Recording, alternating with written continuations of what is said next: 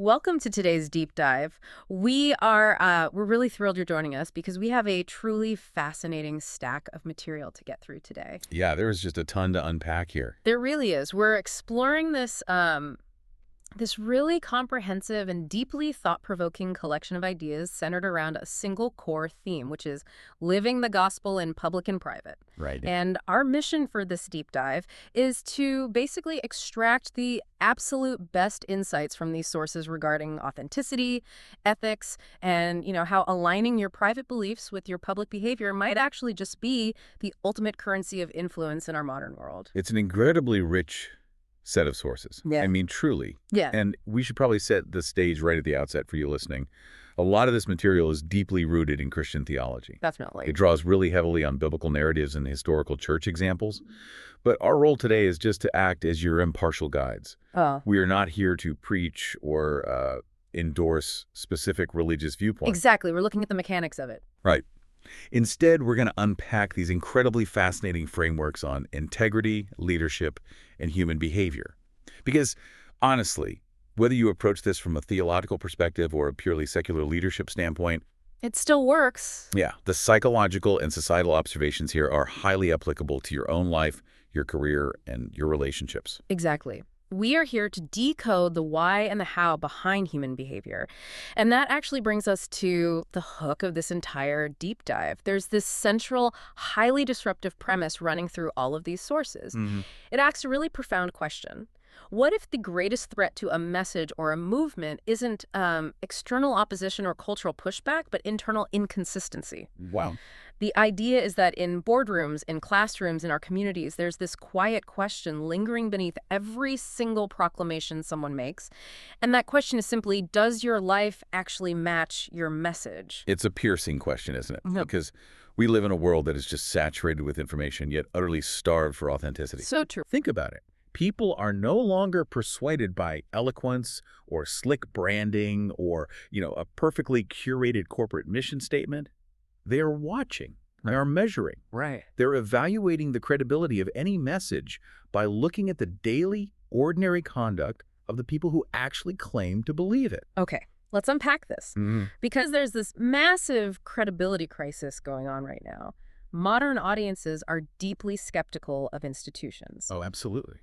If a company preaches, say, family values on their website, but fires employees for taking parental leave, the public sees right through it instantly. Yeah, the dissonance is immediate. Right. If a belief system remains confined to private devotion but fails to shape public behavior in a positive way, it just becomes background noise. Or worse, it becomes actively damaging. What's fascinating here is the theological foundation used to address this exact credibility crisis.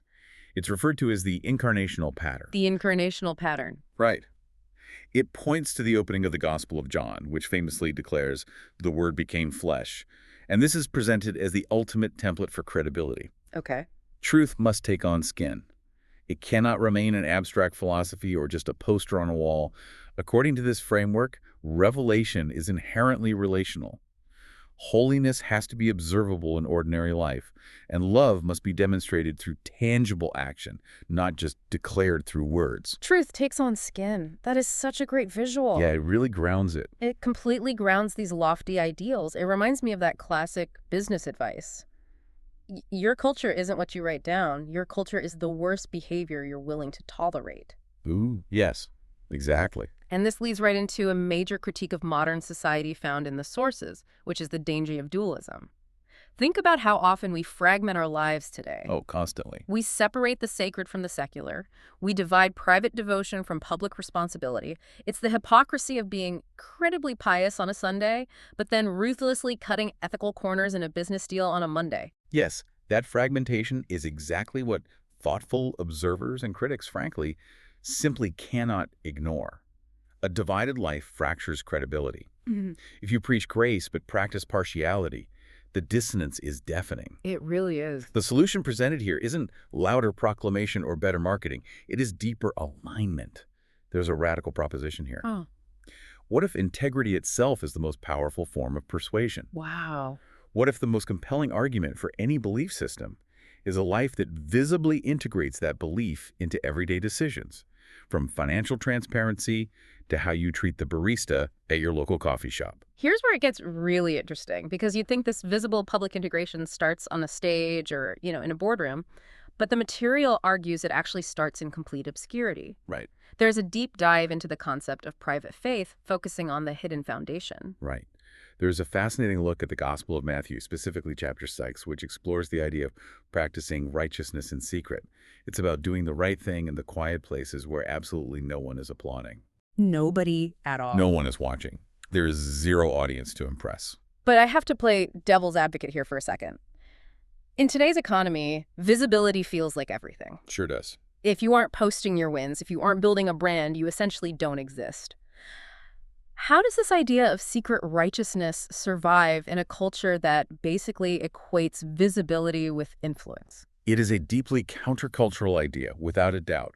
The framework calls this roots before branches. Roots before branches. Right. The world absolutely applauds charisma and platform.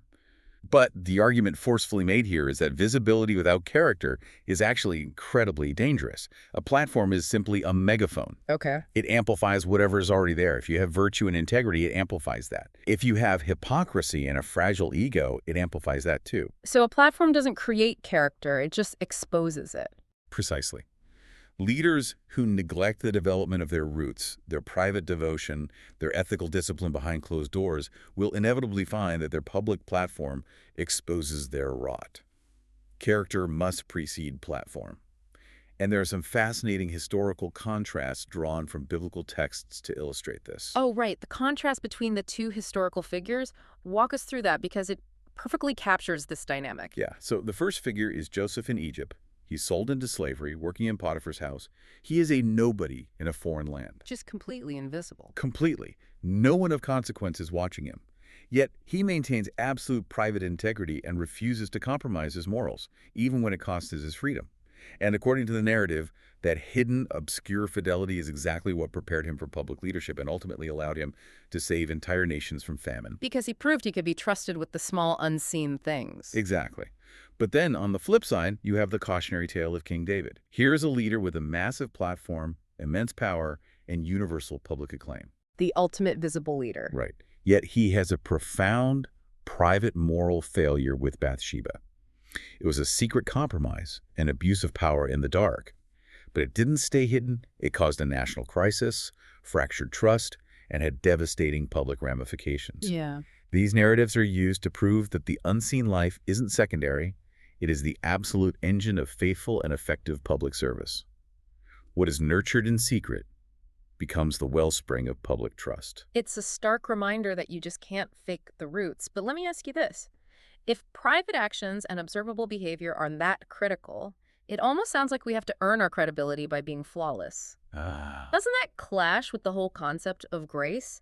Because moving through these sources, there is a massive theological tension that gets addressed head-on here, which is the debate between grace versus works. It is one of the most famous debates in theology, often framed as the Apostle Paul versus the Apostle James. Paul insists that salvation is a free gift of grace, entirely unearned by human works.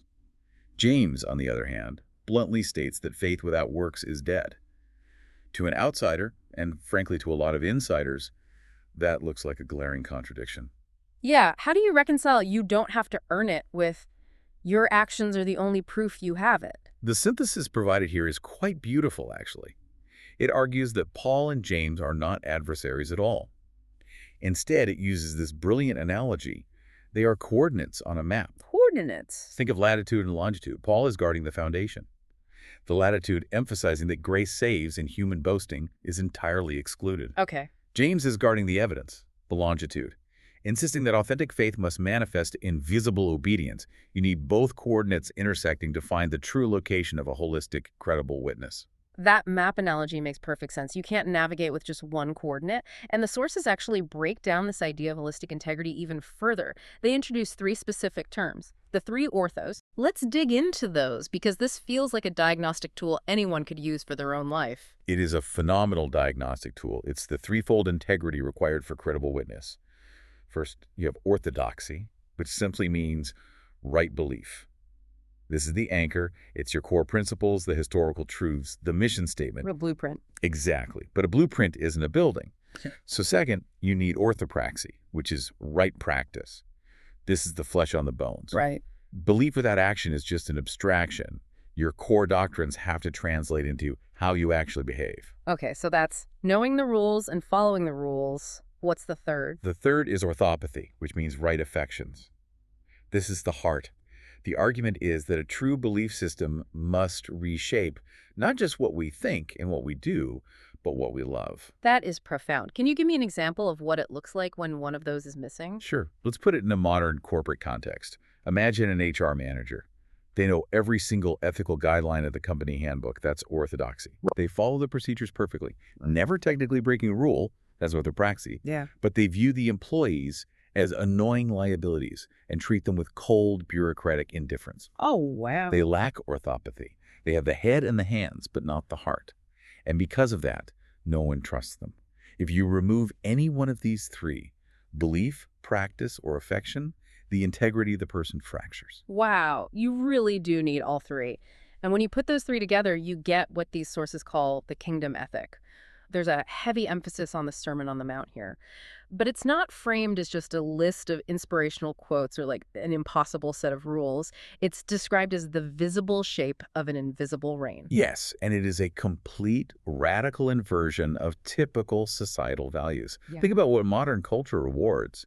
It rewards self-promotion, outrage, outshouting your opponent, and accumulating power. Every day on social media? Exactly. But this kingdom ethic blesses humility, peacemaking, and gentleness. The proposition is that humility disrupts self-promotion, and gentleness actually disarms outrage. When a community chooses obscurity over applause, or reconciliation over retaliation, they form a contrast society. A contrast society. Right. They expose the absolute exhaustion and inadequacy of our prevailing cultural norms simply by living an alternative way. I hear that, but I have to push back again. Humility and gentleness sound wonderful in a sermon. But in the real world, in a hyper-competitive startup environment or a tense political climate, doesn't gentleness just get you run over? That is the exact tension the material acknowledges. Which brings us to a very challenging aspect of this ethic, how it interacts with the public sphere, specifically regarding compassion and justice. Because this kind of gentleness is not weakness, it is fiercely active. The text is very clear that true compassion is rarely comfortable. It's not just polite sympathy or sending a thoughts and prayers tweet. Right, there's a specific Greek word introduced here that really changes the flavor of what compassion means. Yes, splagnizomai. Splagnizomai. It is a visceral, gut-level response to human suffering. It literally relates to your internal organs. It is a feeling so profound and disturbing that it cannot be contained. It absolutely demands action and engagement. It is compassion that costs you something. To explain this costly compassion, there's a deep dive into the famous story of the Good Samaritan. And we've all heard that story, but the breakdown here offers three essential lessons. Three non-negotiables, really, for what true mercy actually requires. And the first one is proximity. Proximity is crucial. You can't just send good vibes from a safe distance. You have to physically or emotionally enter the space of suffering. The Samaritan got off his animal and went to the wounded man. And the second is cost. True mercy requires sacrificing your own resources. It means giving up your time, your finances, your reputation, or your comfort. It's risking your own schedule to pull over on the highway rather than just hoping someone else calls a tow truck. And the third lesson is continuity. The Samaritan didn't just drop the wounded man off at the end, pat himself on the back, and leave. He paid for his ongoing care and promised to return to settle any further debts. Compassion involves sustained, long-term care, not just a fleeting, episodic reaction to a tragedy so you can feel better about yourself. When compassion costs you your comfort, it validates your message. It moves it from sentimentality to actual systemic change, which naturally flows into the exploration of justice. It's not just about charity, it's about the systems we build. Correct. The material expands on the ancient biblical concept of justice, using the Hebrew word mishpat. Right. And we have to be careful here to distinguish this from our modern, purely punitive ideas of justice, like just throwing bad guys in jail. Right. Mishpat is relational and restorative. It means actively advocating for the vulnerable, confronting exploitative practices, and intentionally aligning human society with a higher standard of fairness. So it's not just drowning people out of the river, it's going upstream to figure out who is pushing them in. Exactly. Compassion alone, without confronting these systemic inequities that cause the suffering, risks becoming a band-aid. Justice and mercy must be held together. It's a heavy mandate. It feels overwhelming for one person. But the beauty of this framework is that it doesn't leave this burden solely on the individual. It shifts focus to the community. This is about collective credibility. Yes. Look at the early church in the book of Acts. They became an undeniable defense of their faith simply by how they lived together. They shared their possessions, they cared for the widows, they crossed deep ethnic and social boundaries. The community itself became the argument. Think of it like a startup company's culture. If the founders are pitching investors on their incredible teamwork and synergy, but behind closed doors they're secretly backstabbing each other and hoarding equity, the investors will run for the hills. The health of the community is the pitch. And there is a stark warning here. A fractured community communicates profound weakness.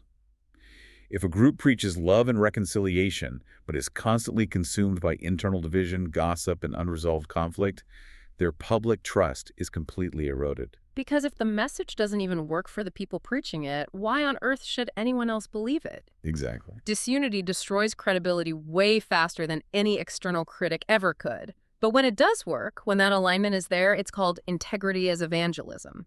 And my favorite example of this from the sources is the story of Zacchaeus. It's the ultimate put your money where your mouth is story. Zacchaeus was a corrupt tax collector, essentially a state-sponsored extortionist. He has a transformative encounter with Jesus. But his response wasn't just to say a tearful prayer or to sing a song. He immediately voluntarily offered massive financial restitution to everyone he had cheated, giving away half his wealth. His bank account proved his internal transformation. That is the crux of the argument. His internal transformation produced immediate, observable, and deeply costly external action. His sudden ethical realignment was his message. The authority of his transformation wasn't measured by eloquent speech, but by his restored relationships and his repaired ledgers. So what does this all mean? How do you take these ancient texts, these heavy theological and ethical concepts, and apply them to your Tuesday morning commute? It's a challenge to look at your own vocation, your family life, and your daily choices. Does your professional life reflect fairness? Are you treating your colleagues with the exact same grace you desperately want for yourself when you make a mistake? If we connect this to the bigger picture, you are essentially being invited to audit your own life. It asks you to confront the tension between your public persona and your private reality. Yeah. Does your private routine, your hidden habits, your unobserved ethical choices, the way you speak to your family behind closed doors, actually support the public image you project on LinkedIn or Instagram? True credibility is forged in the crucible of that self-examination. It's all about closing that gap between belief and behavior, which brings us to the ultimate takeaway from this entire deep dive. There is a phrase used, the beautiful weight of consistency. The world does not need louder voices. We have plenty of megaphones. What the world is desperately searching for are credible voices. And it is vital to note how credibility is defined here. It absolutely does not demand flawless perfection. That is an impossible, exhausting standard. So true. Instead, it introduces the concept of repentant consistency. Credibility is found in the humble, transparent ability to repent, to repair the damage, and to realign yourself when you inevitably fall short. It reminds me of a boss I used to have. He wasn't perfect. Under high stress, he'd occasionally lose his temper in a meeting. But without fail, he'd come to your desk 10 minutes later, look you in the eye, and genuinely apologize. He'd own it. And honestly, that built more trust and credibility with our team than if he just pretended to be a perfect, emotionless robot. That is repentant consistency in action. Observers are not looking for perfection. They are looking for authentic, transparent perseverance. It is the steady rhythm of returning to your core values and making things right. That is such a relieving and empowering thought. It's not about never making a mistake. It's about what you do next.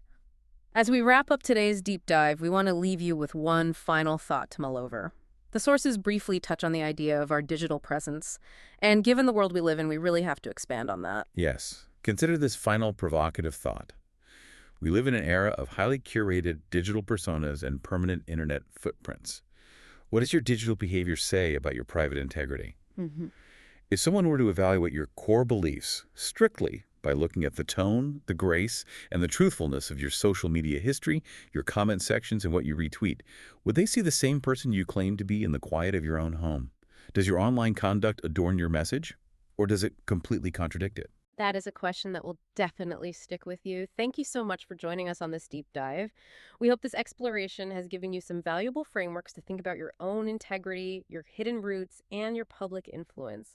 We warmly invite you to keep learning, keep questioning, and keep striving to align your life with your message. Until next time.